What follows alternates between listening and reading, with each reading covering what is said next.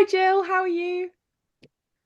I'm really well, thank you. Lovely to be joining you on Skydancer Day. Yes, yeah, it was fantastic to have you back. And it's really great that we're having the Young Wild Writers competition again this year. So could you please tell us a bit about the theme for the year and some more details about the competition? Yeah, absolutely. It's in its seventh year, which is really, really exciting, and it's going from strength to strength. So this year we've got a new theme, and the theme this year is our shared world. So you have to have a little bit of a think about that. And similar to the previous years, we've got three categories. We've got the young category, which is 5 to 8 year olds, the junior category, which is 9 to 12 year olds, and the senior category, which is 13 to 16 year olds. And it's a competition of 500 words on our shared world. And it can be non-fiction, it can be prose, it can be fiction, it can be poetry, it can be a letter, it can be any style of writing, as long as it concentrates on the theme of our shared world. And there are some pretty fabulous prizes as well. That sounds fantastic, Jill. What a wonderful theme, our shared world. What does that mean to you? Oh, what does that mean to me? Well, I think our shared world, we know that the planet is in pretty dire straits with climate change and habitat loss. And I think the solution to that is really up to us as humans. And I think when we look around the world, we can see great areas of hope where we can change things to share our world with the wild world. And that's absolutely essential for us for our future life and the future life of this planet. So for me, it's about creating habitats for for wild creatures, for allowing sort of the flora to establish and creating natural wild habitats across the world so we can all live together, really. And I was wondering, and this competition is obviously aimed at children, and there's going to be lots of people writing in who noticing nature around them and are expressing it on the page. And I was just wondering, why do you think it's important for children to feel connected to nature? It's vital children are connected to nature because, as I said previously, it's important for our future on this planet to be able to understand um, how important of biodiversity across the planet is just on that very basic level of it's our saving our future. But also the natural world is just such an inspiration for us, whether or not it's in arts, it gives us space to think and to breathe. And in a time when lots of people feel quite a lot of anxiety, nature is a place to relax and really sort of feel perhaps connected with the elements in a very different way than if we're connected to our screens and we're connected to indoors. So for children to really be connected with nature is vital for their future self and also for their mental and physical health as well.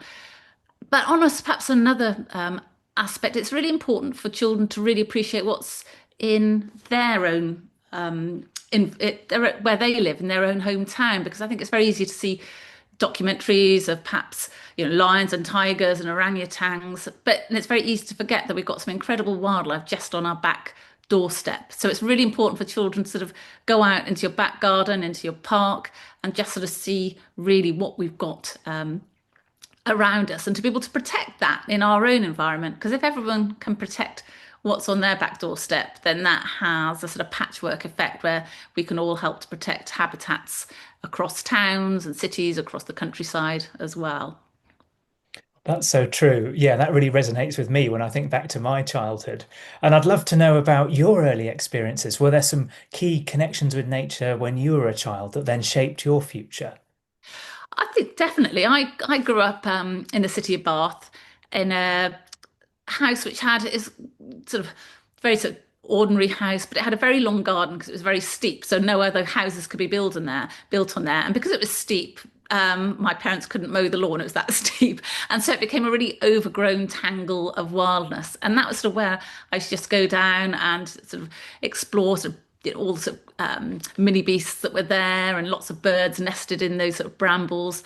So that was really my sort of growing up in a very urban environment, but having that wilderness within reach. And I think that was really important to me as a child to know that I had that on my doorstep. And I think I've carried that through, whether or not I've travelled through to other urban places or to wilder places, to realise that we've all got it within reach of us. And I was just I was one of those children who was just absolutely fascinated by anything that crawled or swam or flew. But I think the biggest thing is I used to stand in my back garden with my hand outraised, and I used to dream that a golden eagle would come and fly out of nowhere and fly into my garden. But that never happened, unfortunately. There's Um, still time. Keep trying. there's still time. Or maybe a I, hen harrier, that would be good. maybe hen harrier, and we did see. I live in West Wales now, and you don't get many hen harriers in West Wales, but we did get one which flew over our back garden, which was just incredible. I remember just seeing this hen harrier. It was a female hen harrier. And they don't breed around here, but it was just the most magical moment. It sort of hovered and flew around the garden because we got quite long grass. So it was obviously looking for something to eat in there, and then it went off. But that was magical. So perhaps I've had my magical sort of golden eagle hen harrier moment.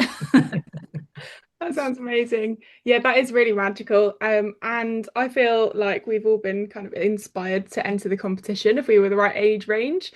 But I was just wondering for people who are interested in entering, but aren't quite sure where to begin, could you give them any advice?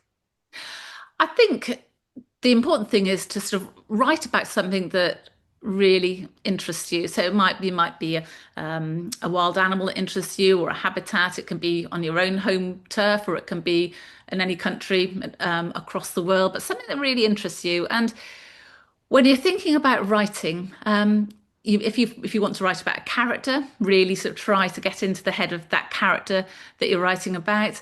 And if you're writing a poem, think about how those words will land on your reader, how impactful they will be, and how they will sort of tell that important story that you want to get across.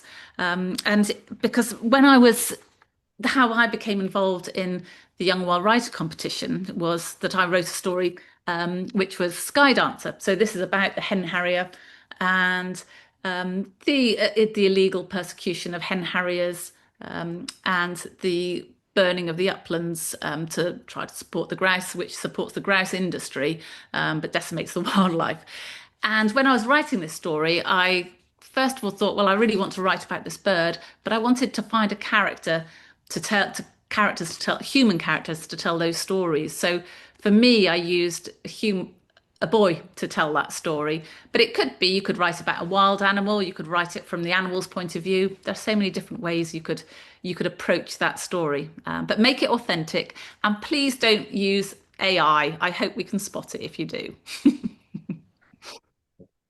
AI makes things become a little bit bland and homogenized. And I think hopefully when people write with their real own true authenticity and voice, I think that tends to shine through.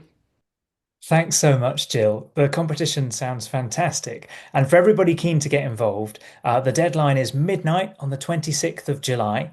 So get writing and get it submitted before then. And the three categories, of course, as Jill mentioned at the start, are young, which is age 5 to 8, junior, age 9 to 12, and senior, age 13 to 16. And some fantastic prizes to be won.